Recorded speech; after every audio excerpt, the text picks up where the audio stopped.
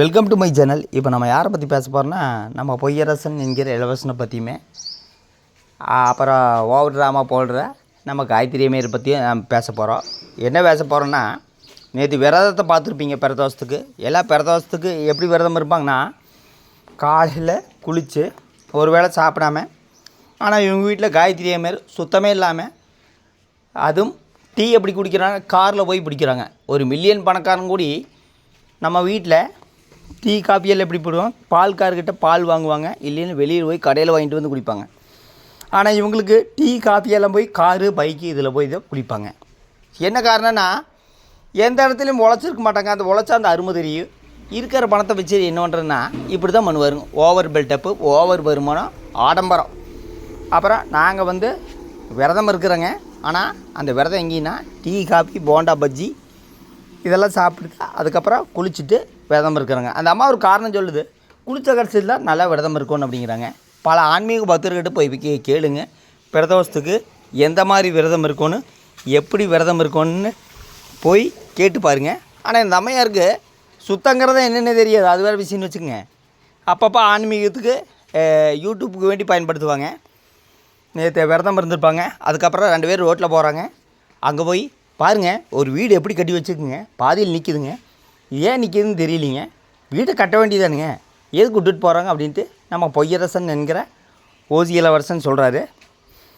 எதனாலனா, ஒரு வீட்டை கட்டிப்பார், அப்போ அந்த அருமை தெரியும். ஒரு வீட்டை கட்டுறதுக்கு எவ்வளோ கஷ்டப்படுறாங்கன்னா, கடுமையாக உழைக்கணும், இல்லைன்னா பேங்கில் அலையணும். அது ஏகப்பட்ட ப்ராசஸிங் இருக்குது. அதெல்லாம் நம்ம இளவரசனுக்கு எந்த காலத்துலையும் தெரியாது. சில நாட்களுக்கு முன்பு நாங்கள் வீட்டை கட்டான்னு ஒரு காலி இடத்த சுத்தம் பண்ணார். அது சுத்தம் பண்ணதோ சரி, புல் முளைச்செல்லாம் வந்திருக்குன்னு நினைக்கிறேன். எந்த காலத்துலேயுமே வீடு கட்ட மாட்டான்னு நான் நினைக்கிறேன். உழைச்சா தானே கட்டுறதுங்க. உட்காந்து இலவச வருமானத்தில் வீடு கட்ட மாட்டார். ஏன்னா மாதமான இஎம்ஐ கட்டணுன்னா உயிரை கொடுத்து பாடுபடணும். அப்புறம் அந்த வீட்டு பாதியிலேயே நிற்கிதுன்னா, ஒன்றா லோன்ஸ் அடுத்த பேமெண்ட் வந்தால் தான் மறுபடியும் ப்ராசஸ் பண்ண முடியும்.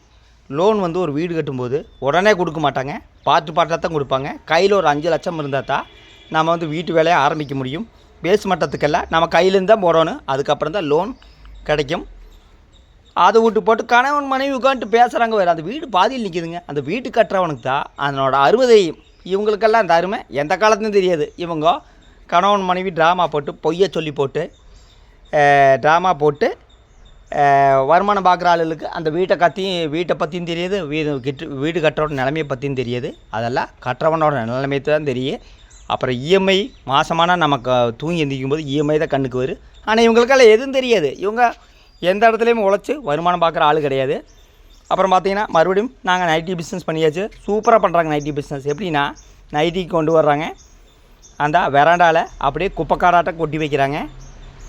அந்த இடத்துல குப்பையாட்டம் கொட்டி வச்சுட்டு பாருங்கள், நைட்டி எக்ஸல் இருக்குது, அது இருக்குதுன்ட்டு.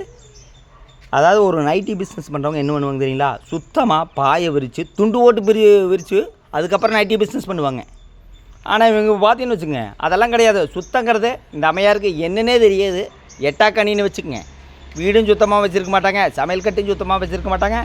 இப்போ நைட்டி பிஸ்னஸ் பண்ணுறாங்க. அந்த அம்மா அந்த நைட்டி கொண்டு போய் எப்படி துணி எப்படி கசகசான்னு போட்டு வச்சுருப்பாங்க, அந்த மாதிரி இடத்துல தான் போட்டு வச்சுருக்குறாங்க. இது பார்க்குற ஆடியன்ஸ் அது கேட்கலாமுங்களோ. அவர் 2-3 பேர் கேட்டிருப்பாங்க, ஏங்க நைட்டியெல்லாம் எதுக்கு இப்படி ஒரு பாயை விரித்து போட வேண்டியதானே அப்படின்னு கேட்டுக்கிறாங்க. அதெல்லாம் இவங்க காதுக்கு தெரியாது. ஏன்னா இவங்களுக்கு தேவை வருமானம். அப்புறம் அந்த நைட்டி வீடியோவில் பார்த்திங்கன்னா கமெண்ட் ஆஃப் பண்ணி வச்சுருப்பாங்க. வாட்ஸ்அப் நம்பர் வாங்க, கமெண்டில் நிறைய பேர் கேட்டிருப்பாங்க, 400 ரூபாய்க்கு எப்படிங்க நைட்டி விற்கிறீங்க, ஓவர் ரேட் அப்படின்னு. அதனால தான் கமெண்ட் ஆஃப் பண்ணி வச்சுருப்பாங்க. இதுதான் இவர்கள் போடுகிற பித்தலாட்டம். அப்புறம் இளவரசர் ஒரு சேனலில் சொன்னார், ஆண்கள் பெண்கள் பாதுகாப்பு இருக்குங்க, பெண்கள் எங்கே கூப்பிட்டாலும் போகாதீங்க அப்படிங்கிறது. இது இளவரசன் சொல்லலாமா? இதை பற்றி இளவரசன் சொல்கிறதுக்கு தகுதி இருக்காது கேட்டால் தகுதி இல்லைன்னு தான் நான் சொல்லுவேன். இல்லை அக்காவையும் பேர் சொல்லி போட்டு பித்தலாட்டம் போட்டுக்கிற ஒரு பர்சன் தான் இளவரசனுக்கு முதல் கல்யாணமானு கேட்டால் அங்கே தான் ட்விஸ்ட்டு. இவர் முதல் கல்யாணமே கிடையாது. இது அக்காவையன்னு சொல்லி போட்டு ஒரு ட்ராமா போட்டுக்கிறது. கமெண்ட் பண்ணியிருப்பாங்க, அது எங்கள் அக்காவையும் வாய் கூச்சாம் போய் பேசிக்கிறாரு. அது எந்த இடத்துலையுமே மறுப்பு தெரிவிக்கலின்னு வச்சுக்கோங்க. அது அக்காவையனே கிடையாது. அது இளவரசனோட மகனான கேட்டால் கிட்டத்தட்ட 99% அதான் உண்மை. எனக்கு தெரியாதுங்க.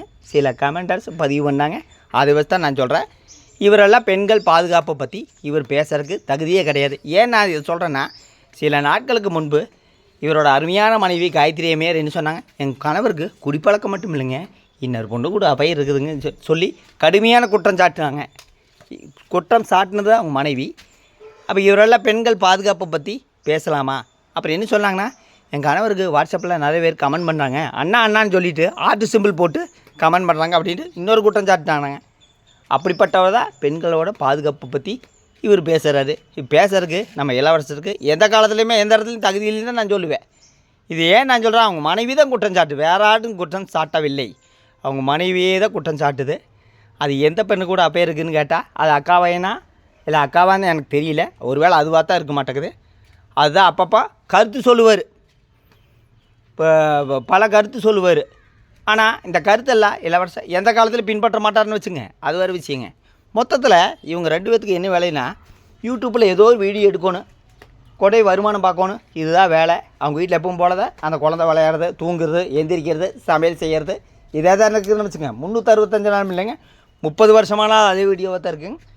அப்புறம் நைட்டி கிடைக்காத பொருளான்னு கேட்டால், உலகத்தில் கிடைக்காத பொருள் மாதிரி தான் அவங்க சப்ஸ்கிரைபர் சொல்லுவாங்களாட்டுக்குது.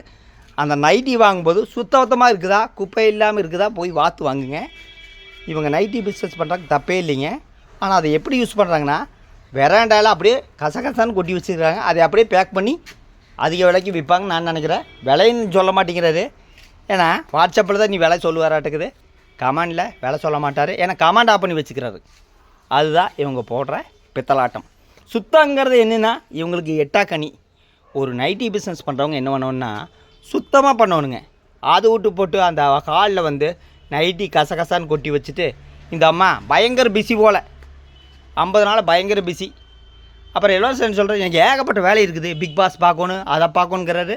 ஒரு மனுஷனோட உழைப்பை பாருங்கள். காலையிலேருந்து சாயந்தரம் வரைக்கும் டிவி, மொபைலு, யூடியூப் வருமானம், இதுதான் இவங்களோட இலவச வருமானம். பிக் பாஸ் பார்க்கணுமாமா. ஒவ்வொருத்தரும் கடுமையாக எப்படியெல்லாம் காலையிலேருந்து சாயந்தரம் வரைக்கும் கஷ்டப்பட்டு உழைக்கிறாரு. இவர் காலையிலேருந்து சாயந்தரம் வரைக்கும் பிக் பாஸ் பார்த்துட்டு ஜாலியாக ஆட்டம் போட்டு இலவச வருமானம் பார்த்துட்டு, இதெல்லாம் என்ன நான் சொல்கிறேன்னு தெரியல. மொத்தத்தில் இந்த மாதிரி சோம்பேறிகளை உருவாக்குனது யூடியூப் தான்.